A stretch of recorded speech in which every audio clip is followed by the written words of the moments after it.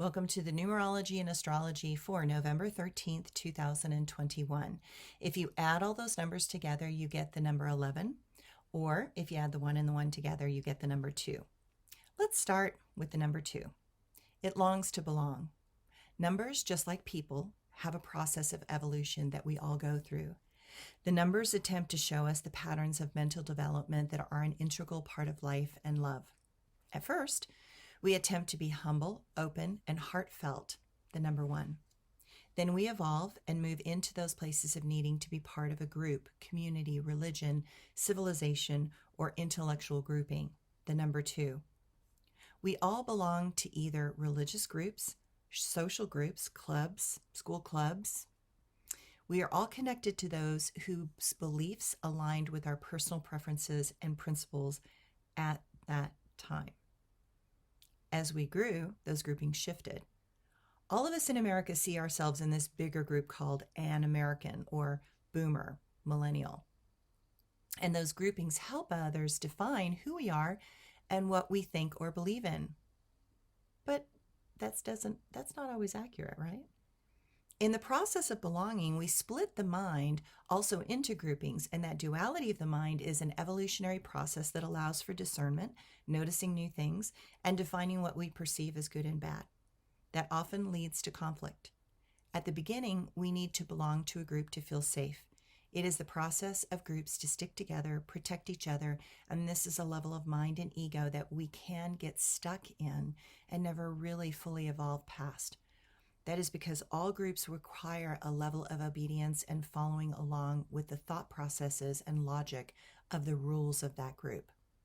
While this is a necessary level, all great teachers, gurus, and mystics belonged to some group originally, and they had to break away and eventually find their own truth and path.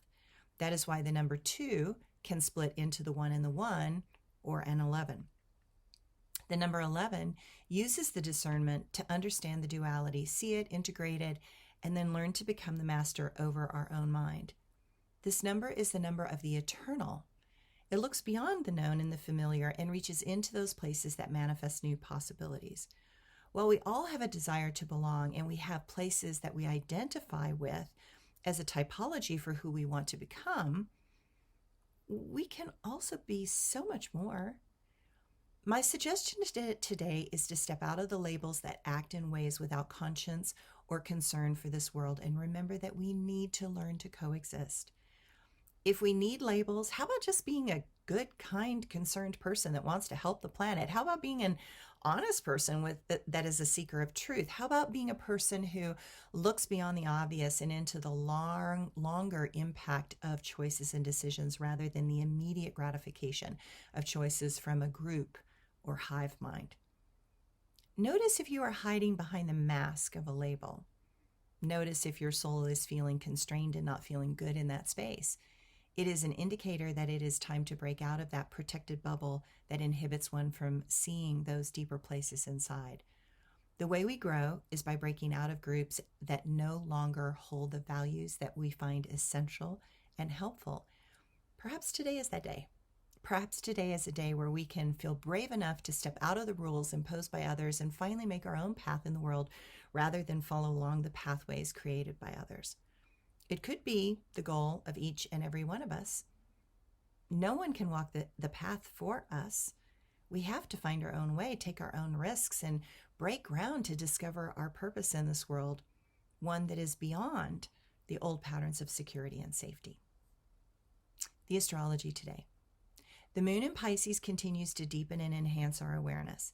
It aligns with Neptune and encourages us to be imaginative and more compassionate. Then the sun brings more light into the current subjects and allows for a more cooperative environment. Try to relax and take a more peaceful and patient perspective. Insights come in when we stop fighting in our own mind. If you just let that thought go, you might discover that a new way to see the same piece of information could be very helpful. What we perceive is in our head, and what is in our mind, and it is what our mind concluded around the particular pieces of information that it had, and then compared it to the experiences of our life. Minds love to come to conclusions. Just know that most conclusions are automatically flawed. These days especially, it is very difficult to get all the information right. There are so many out there that intend to confuse and conflate. There are so many that want to fuel more fires of chaos and mayhem for their own pleasure. I never listen to those who are obviously giving information from a place of reaction and revulsion. They are instantly suspect because truth is calming and integrative, not inflaming in ways that tend to stir up more fear and upset. Mercury and Uranus are in opposition, causing tensions to mount around many forms of communication. Know that Uranus keeps trying to get us to alter plans and reorganize what we thought was settled. Ugh, this Uranus in Taurus is going to continue to disrupt us for 5 more years. So know that all those patterns of comfort from your entire past are going up in flames. Might as well throw out the old playbook. It's obsolete from this point on. What is required from us now is to be flexible and highly innovative. Resisting new ideas will not stop this powerfully progressive movement.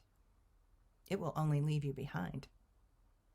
Some decide, when challenged, to be confrontational and or controversial, but such a childish approach to the powerful shifts that are going to be hitting all of us is ridiculous. Time to grow up and start arguing about things that just are. We are all having to adapt to a very new reality, one that is not going away anytime soon. While it has caused friction and upset, one cannot live forever in a place of drama. It is just too exhausting. Everyone, and I mean everyone, is going to have to change. No one is going to be untouched by this powerful time in history. Those that cannot adapt will make other choices that can and will cause great grief and pain to others. In the bigger scheme of things, change will be the easier karmic path and one with the greatest rewards in the long run. My quote for today: "The ravens warn all those within their hearing range that danger's afoot. They see more than us and do not need our input.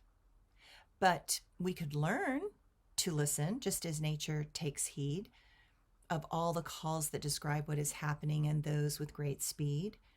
The ravens track the predators as they slink in the grass.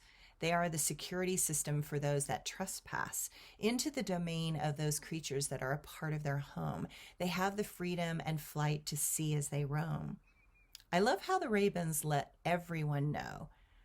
I love how they warn us when the wind will blow. They are smarter than you and me. They have a wider vision and tries to see all things hidden from those on the ground, all things lost, wandering, and turned around." And I did not do a blog today because this was really long today already. So thanks, everyone. Have a great day.